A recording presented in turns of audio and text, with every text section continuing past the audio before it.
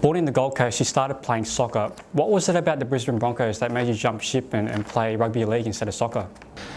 So, to be honest, rugby league was easy. Soccer was hard.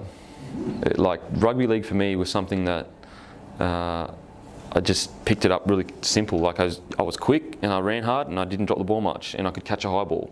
And then everything other than that, like if you've got okay reads in defence, you run hard and you try hard.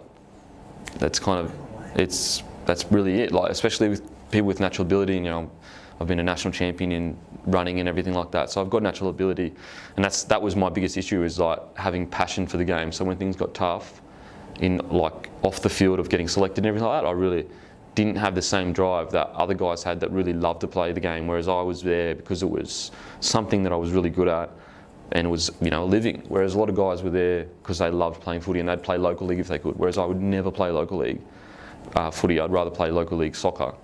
So yeah, it was more out of just it was much easier than soccer, but also the A-League was just coming in the next year and it was an untested product. So I was with the Queensland Raw at the time in reserve grade.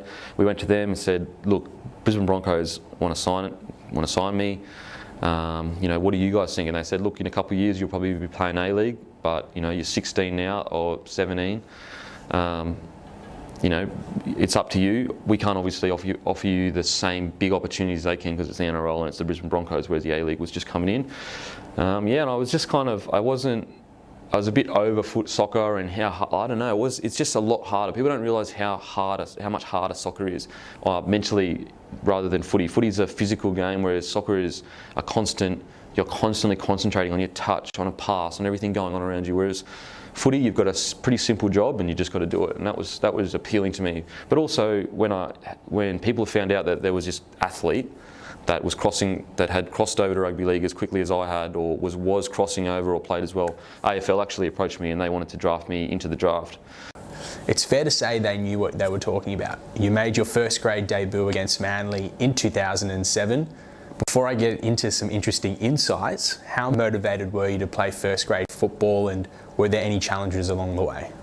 Yeah, there was heaps of challenges along the way. I remember 2006, I was playing reserve grade, playing really well. I think I was a top try scorer in the comp. Yeah, going really, really well. And there was an older player that was a bit bigger than me, and his name was Gideon Mazembe, and he was actually in A-League. So I was playing better than him, and I was in reserve grade, and I thought I was the next winger off the rank. Anyway, 1 week against the Rabbitohs, he got named at 18th man A grade over me. I remember going in my car and I was just distraught. I couldn't believe that Wayne had picked a guy that was clear, like he was playing a whole grade under me. And yeah, I remember I'd cried and all that kind of stuff, sat in the car, I was frustrated. There's plenty of things along the way, but in saying that, like, I always knew it would happen. It wasn't a question of if it would happen, I knew it would happen, but it was just a matter of when. But now I look back and I understand, you know, I was literally 12 months into playing rugby league. I'd never played before. So yeah, it was just a matter of my whole life revolved around that moment. So everything, like I didn't drink, I didn't go out, everything, like no one messaged me on game day, no one called me on game. If you called me on game day, I would be filthy at you. Like everything was directed towards being the best I could be, because that's like essentially what my whole life was. It was directed towards, on the weekend I had something on, whether it was, you know, the Australian Championships for running, whether it was Queensland titles for soccer, you know, whatever it was. And so, yeah, it wasn't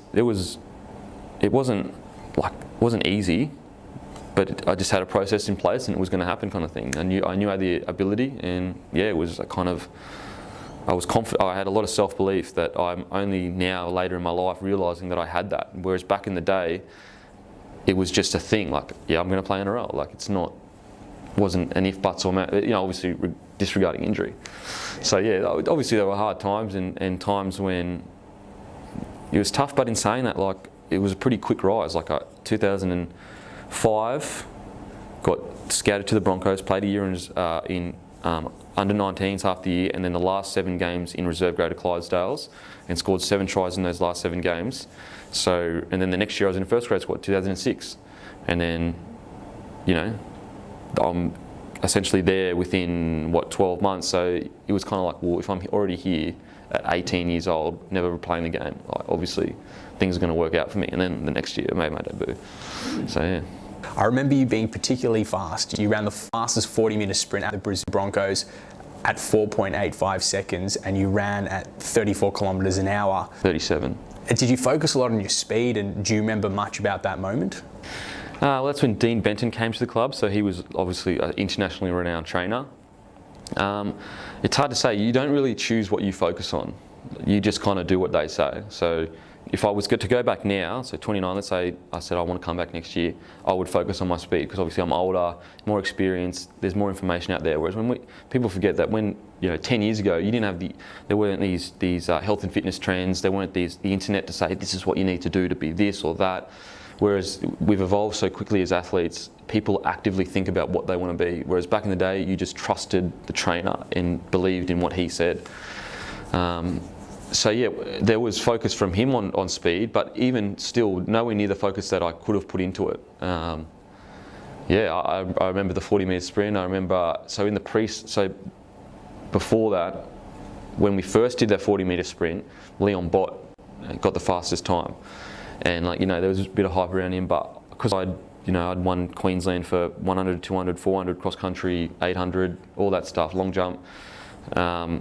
I knew that I would eventually get the fastest time. It was just I was unfit, I hadn't trained as hard, all that kind of stuff. And so yeah, I have this weird thing where even if someone beats me, in my head, I think, well, it just means I haven't trained hard enough. Or if I decide to put my mind to it, I'll beat. It's sick, but it's just the way it is.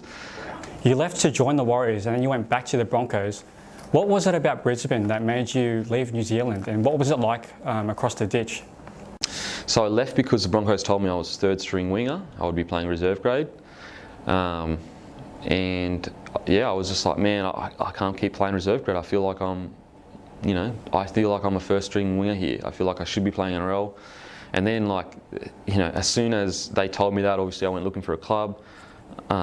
We spoke to the Warriors, were keen, and when they did their initial offer, and around that time is when I started to really get an opportunity to play regular first grade and show what I could do, kind of thing. And so that's when the Broncos started going, oh, you're no longer our third string winger, we want to keep you. And I'll be honest, I left so much money on the table, but my word, I hadn't signed anything, I haven't even shook hands on it. I just said yes through a manager, yeah, I think that's sweet. And I've been brought up that even if it is painful, your word is your bond, and that's what defines you as a man. And yeah, so I decided I'll stick to my word. And even though I went for way less than what I was worth at the time with the footy that I was playing, I'd agreed to it. So I stuck it out and went over there, and just didn't work out. On the field and off the field, just everything. I think if I had stayed there, I could have bounced back, but just everything just wasn't working. Off the field, it wasn't working. On the field, just didn't. They weren't as a team, we weren't playing that well. And yeah, it was just such a shock for me. I don't think I was ready for it. I think because I had only been playing footy for 2 years or whatever, that passion needed to be there to be able to cop the negative times, and it just wasn't there. The passion wasn't there. It was a job. So yeah, it just didn't work out, and a lot of it was my fault. Some of it was, just the way everything was going at the club. But yeah, I came back because the Broncos had said, anytime you want to come back, we will have you back, no matter what. And so my manager tried to say to me that they weren't interested and that no one was interested, because I had another year at the Warriors, and he obviously he would get a bigger percentage if I stayed at the Warriors. So I called him myself and said, what's going on? You said I could come back whenever. They said, what are you talking about? I said, I want to come back. And they said, 100% we'll have you back. And then yeah, we did the deal. Went back, and yeah, I think that was a really important time for me, because when I came back, a lot of people don't remember this because they just remember the 1 year, 2008. But when I did come back, I won a wing spot. There was Jarrell Yowie, Antonio Winterstein, and myself. And Jarrell was injured, but I assume it would have been me and Jarrell. And I feel like I did win that wing spot. And then I scored that match-winning try against the Cowboys and kind of proved that I can play when I want to. It's just a matter of when I want to. And yeah, round 3, broke my ribs, lung collapsed, kept getting rushed back. kept not putting myself first, and yeah, the whole season just went by quickly, and I never really got back to play. I essentially sat the season out because I kept rushing back to try and, make people happy and all that kind of stuff. So yeah.